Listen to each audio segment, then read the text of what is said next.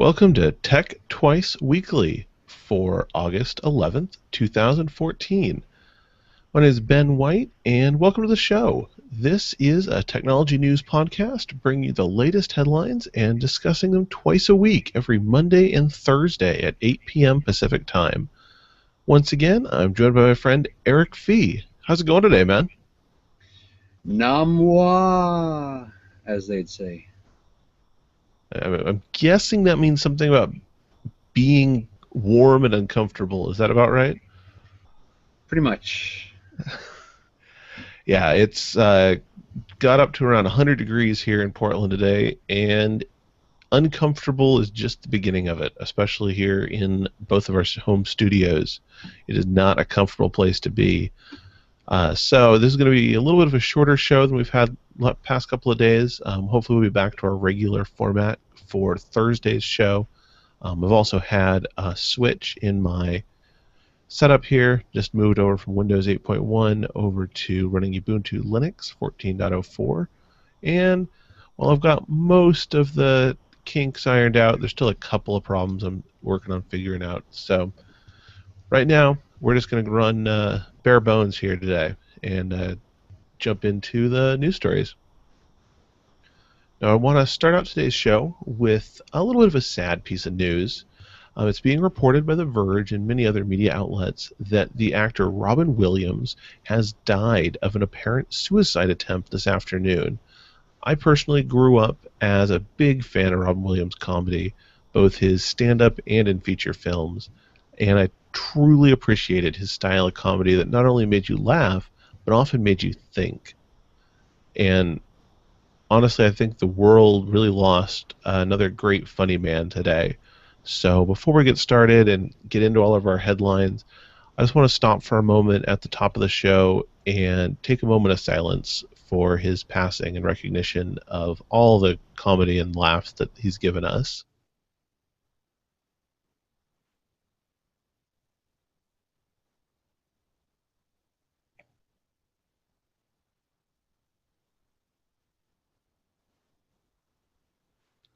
All right, thank you, everyone. And now let's go ahead and move on into our headlines. CNET is covering news out of California about a bill mandating manufacturers of smartphones add anti-theft software to their devices. The bill, passed by California's Senate on Monday, is on its way to the governor's desk for final approval. If signed into law by the governor, the bill would require all smartphones sold in the state of California or produced after July 2015 to include anti-theft software. California isn't the first state to propose such legislation either, though, as Minnesota passed a similar smartphone anti-theft law in May. These types of laws are creating a lot of pushback from both the software developers and wireless carriers over concerns that the kill switch anti-theft software could potentially be exploited by hackers to disable someone's phone. Versus has a review of a new iOS app called Sketch Factor. This new app is creating a lot of controversy as it's intended to notify users when they've entered a sketchy part of town. The concerns with this, however, is that many parts of a town considered sketchy are also parts of a town with obvious signs of poverty or may be divided among race lines. This could lead toward lowering a neighborhood's appeal even further, and since anyone can submit information or make edits, there's no factual basis for any of the submissions. While it's not clear if this new app will actually take off and develop a long-term community of users, it will be interesting to see how its developers handle the criticism it generates. Android Central is covering T-Mobile's announcement of their new daily and weekly pay-as-you-go plan rates. The new plan prices minutes and SMS messages at 10 cents apiece and offers 4G LTE data in bundles, starting at $5 for 500 megabytes of 4G LTE data, which is good for 1 day, and $10 for 1 gigabyte of 4G LTE data, which is good for 7 days. The new pricing is set to go into place August 17th. Hold on. What carrier was that? Did you say? That's for T-Mobile. That's some new pricing structures that just announced. It brings their weekly and daily pay-as-you-go rates in line with their current monthly pay-as-you-go rates. Man, those rates are terrible.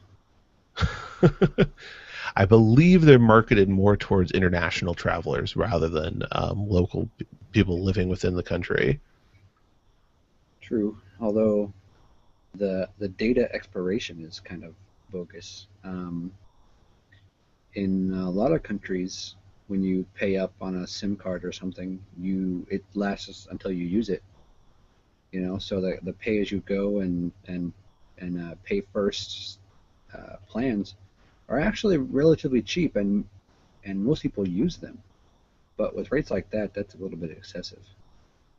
It does seem interesting to me to kind of almost arbitrarily put a time frame limit on the data bundles. I mean, if I buy 500 megabytes of data, why should it matter if I stretch that out over 7 days or or 2 weeks of just checking mail occasionally? It doesn't. 500 megabytes is 500 megabytes. It's not like it's going to hurt their data infrastructure in any way or saturate the network at all. Well, it's not about the data usage at all. It's about the pricing. Um, if you think about it, for a lot of people, they use 500 megabytes a month or even less. I mean, all they really do is app updates and stuff when they're randomly out and about. But most people connect to Wi-Fi when they're at work or school, and they don't really use data habitually.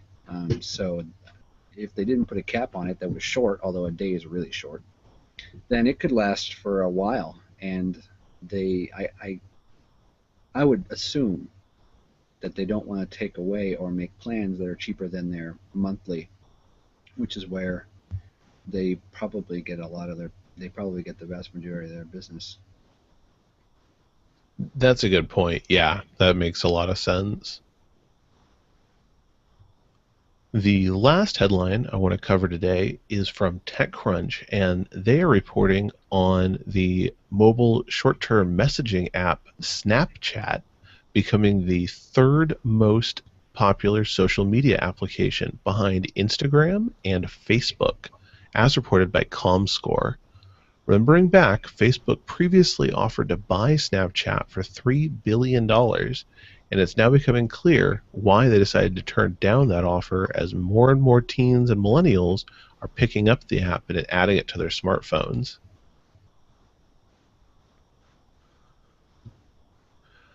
All right, that's going to do it for our headlines this week. We're going to go ahead and skip our Tech Toys segment this week just because, honestly, it is too hot to stay in the studio very much longer. I hate to be honest, but it is too hot. And so, in the sake of not passing out and keeping everyone conscious and comfortable but best as possible, we're going to jump straight down to our discussion topics today. So the first topic I want to jump back to and get your opinion on, Eric, is the Sketch Factor app that's coming out to iOS. Do you have any thoughts about this pretty controversial application? Well, first off, I'd like to say, as devil's advocate, you live where you live, and no one is more aware of the situation of an area than people who live there. But at the same time, I think it's kind of bullshit uh, to go around and say that places that you go through are, for some reason, uh, less hospitable or livable or worthy of attraction. Um, Even though there aren't that many bad neighborhoods, I believe, in Portland, at least not what I would consider worthy. There are definitely some places with lower income families and higher crime rates, and yes, those places some people may not want to live, but generally, um, I really think that there's not a single place in Portland that doesn't have something to offer. And I can definitely see that perspective, but at the same time, I think the big concern that an app like this generates is that people groups could use it to create isolation. So say somebody moves into the city and they're looking at an app like this to try and determine where they should live or what neighborhood to check out or maybe even where to spend their Friday night. And if your neighborhood starts getting flagged as sketchy on an app like this, then it certainly impacts people's choice to come out and spend time in that neighborhood and spend time at those local businesses and spend money in the neighborhood. Well, that is true, um, And but there's nothing to stop a rival business from marking their competitor as sketchy. that's very true. That's a really good point. But one thing I would say is that, like I mentioned before, you usually know where you live. Um, Being a Portland native, I kind of know which places in Portland might be considered by some sketchy and which places wouldn't. And so even if this place was marking somewhere sketchy, I would know where to go and where not to go, and what businesses to go to and what not to go to. I think that the biggest problem is, uh, this really uh, plays on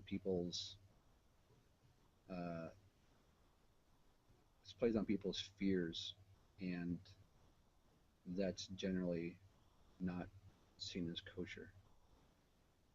Right. And I think the biggest users of this app are going to be travelers. I mean, I think people living in their own town, other than maybe to make jokes or things like that, probably wouldn't be big users of an app like this. But if you were someone who travels frequently for business, perhaps, or maybe moved into a new area for a new job, I could see turning to an application like this when you're looking for an apartment or looking for a new place to hang out after work and making your decisions based on the information in an app like this, whether or not it's actually accurate. And especially for someone new to a city, you don't know better.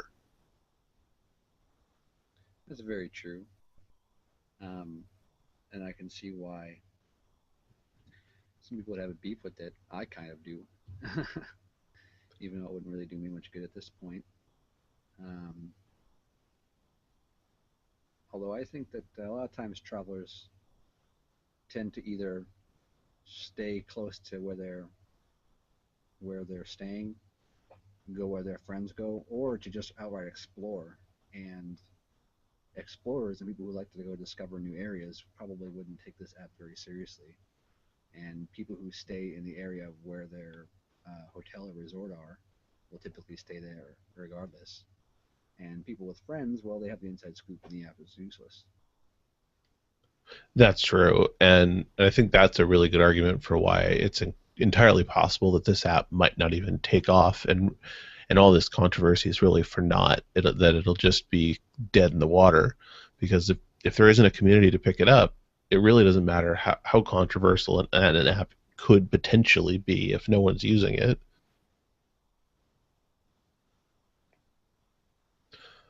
So the other discussion topic I want to fall back to is about the smartphone kill switch bill headed to the California governor. I can think of several reasons why I think this bill is fundamentally flawed. And considering a lot of the concerns are coming from the developer community, I was wondering if you'd have any thoughts on this proposed law, being that you're a programmer yourself. Well, personally, I feel that it's not the hardware manufacturer's job to ensure that your device is not stolen. I believe that it should be the telecommunication company's job. Actually, they have control over which devices are connecting to their networks. They have blacklists, and they can access hardware unique identification numbers for devices. When you report a device stolen, it should have its IMEI number blacklisted from all carriers, um, until it's recovered, if it is recovered. That will not really help with, um, phones that get stolen and shipped internationally, which is apparently, from what I understand, fairly common. But also at the same time, I think that's a different, slightly different industry than the people who sell a phone and take it to a pawn shop or to steal a phone and attempt to use it. Um, if if telecommunication companies got their ducks in a row, they could easily already have this done without any changes to phones, and it would not only work with smartphones but also regular dumb phones, quote unquote. So I think that this bill is flawed simply in the fact that it's attacking the problem in my opinion, the wrong way. Well, exactly. And the first question that comes to mind to me is how, if the goal of this bill is to stop thieves from stealing a phone, then I don't see this is fixing anything, because realistically, if someone steals your phone, I don't understand how any piece of software on it is going to make a difference, because once you report it stolen, I'm assuming that these um, kill switch tools are only intended to be activated by carriers. But if they kill a phone remotely, and then someone brings in the phone to the store and says, "Hey, my phone isn't working," they're going to check the IMEI number on it. In theory, it's going to show up in a blacklist reported as stolen. Do they then confiscate the phone and return it to the owner? I'm not really expecting that. And if they're not going to go that far into the whole process, then they're really not actually helping anything, because all it's going to do is, when going to steal the phone, it's going to be shut down, and someone's going to toss it, or they're going to sell it for parts to fix other phones. And I don't think this law is going to reduce or slow down phone theft at all whatsoever. Well, I mean, the argument could be made that if stealing phones does not yield a working phone, then the incentive to steal a phone would go down, and that may or may not be true. But It certainly isn't true with cars. I mean, well, people put kill switches on cars all the time, and then they just turn into scrap, and they sell them for parts. that's true. The chop shop, that's true, and certain cars are becoming very, very difficult to steal nowadays. But I was going to say that if it again goes back to identification numbers and carriers, then it really isn't. Then a change to the phone's software really isn't necessary in the first place. So why would you mandate it? And not only that, but of course the tinfoil hat theory. If they can turn my phone off because it's stolen, can they turn it off because I'm on the terrorist watch list, or I'm suspected of treason, or I'm just in the wrong place at the wrong time, or whatever? So there's that argument, which I don't Or even if you discourage. owe money. Actually, that's a good point. Which is funny because if you, for example, owing money, if you are back on child support by enough, in many states you can be arrested. But then the question goes, well, how are you supposed to pay it back if you're in jail? It's a Um, little bit of a catch 22. yeah, and it's like that a lot of ways with these devices, and not to mention that Android phones already support something similar to this. You can remotely lock, wipe, and ring your phone from the Android device manager. So if your phone gets stolen and you are quick, you can get to a terminal and then wipe its data.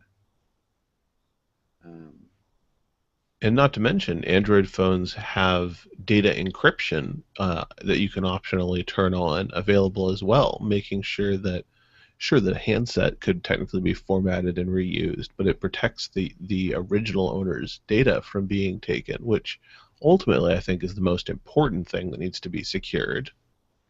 Agreed. I don't want someone scooping my data off of the internal, the SD card or the internal storage by simply, soldering a couple of connections on. Um, so I actually have encryption turned on my phone, and other than having to enter a passcode, which is no different than, for example, doing a PIN or the swipe code thing. Um, my phone is encrypted, so if it does get stolen and I remote wipe it, then it should be, my data should be clear, which is of course much more important to me than the handset, which is just another device. Exactly. And we've been able to deal with hardware theft for a long time. I mean, there's an entire industry built around phone insurance for theft. And I think that takes care of the problem as is. If this was such a terrible industry and theft was so rampant, then not only would phone insurance be astronomical, but it wouldn't be profitable for these insurance companies to offer insurance at the relatively affordable rates they are now.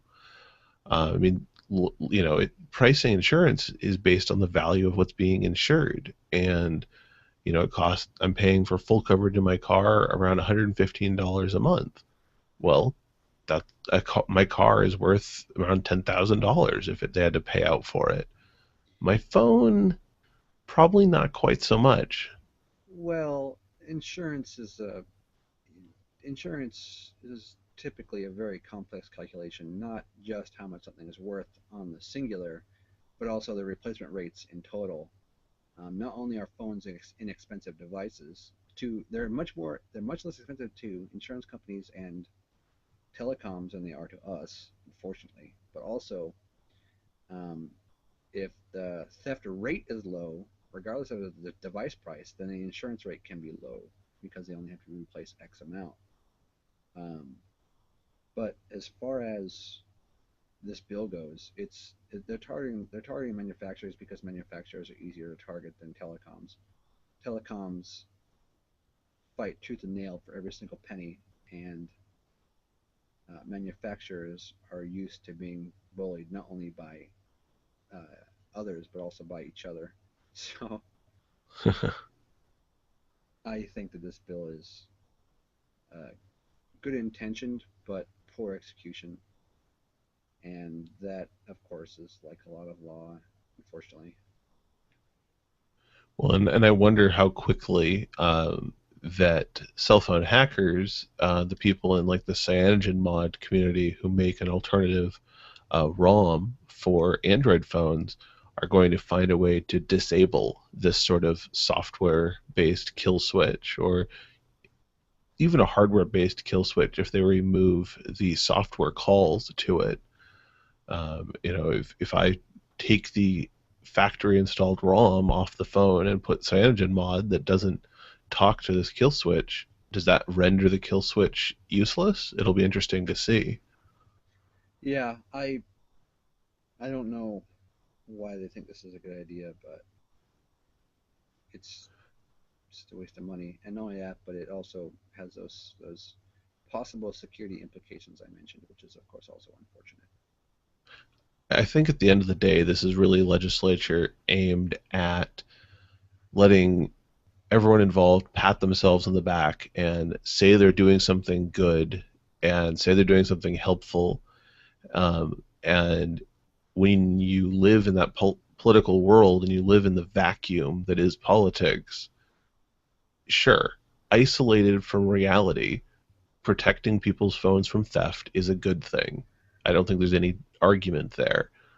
But when you take reality into account and how this fix is being implemented, it just doesn't make sense. Well, this is part of an age-old problem of non-technologists making technology-based law, and the fact that our laws are not vetted by any type of scientific review uh, is unfortunate. Well, and realistically, I think it's going to come down to the age old problem of technology outpacing law. And this will pass, this is going to become law, and the manufacturers are going to do what they have to do to meet law requirements. But then when you create a better lock, all the thieves do is find a better way to break into it. It's a continuous game of cat and mouse, and it isn't going to just end because somebody decides to put some different software involved. Well, security researchers often uh, quantify security based on how much money it costs to break it. And you develop security not that is you think is unbreakable, because nothing is unbreakable. You try and develop security so expensive that it's not worth the cost of manpower, expertise, time, equipment, and skills to break. That's a good point, because when you have a bank, your vault doesn't have to be impenetrable. It simply has to take long enough to break into it that police are able to respond to the alarm. And I think you're completely correct. This is going to be the same way, that ultimately, if we were to continue down this path, the logical progression would be developing anti-theft tools that protect the phone in such a way that it isn't worth the time investment or resource investment to make the phone functional again once it's been stolen and those anti-theft controls have been activated. Uh, for example, a lot of cars nowadays have the security and immobilizer integrated so deeply into the car's computer system, and the computer system is irrevocably connected uh, to the engine, i.e., you cannot turn the car on without the computer. You can't start that. You can't get access to the computer without the proper key and microchip. And to break into and steal and drive that car away, it costs so much money that you can just buy a car, and it costs money and expertise. You have to have expert tools for getting into the car. You have to have a replacement ECU with the immobilizer deactivated, or somehow to deactivate the immobilizer when you're on site, which is can be expensive and time consuming and requires vast amounts of expertise. So much so that, for example, my old Volkswagen could not you couldn't steal it to drive it away unless you were uh, literally a car hacker. In so much that it's just not even worth stealing. It's much better to just break into it and steal everything into it that you can take out, or to tow it away in a Faraday cage, which, by the way, is done. Wow, that's a interesting thought, to steal a car in a Faraday cage, but I guess depends on how badly you want that car, right? It happens a lot with motorcycles, Interesting. That's because when a motorcycle is low jack, see, motorcycles are really easy to steal in compared to a car. sure, you can almost lift them and walk away with them in some cases, depending on the motorcycle. Exactly. The only catch, though, is low jack and other tracking type software. And to do so, all you need is a box truck, a box truck with a little bit of lining in the back, and you can easily walk away with any motorcycle, low jack or not.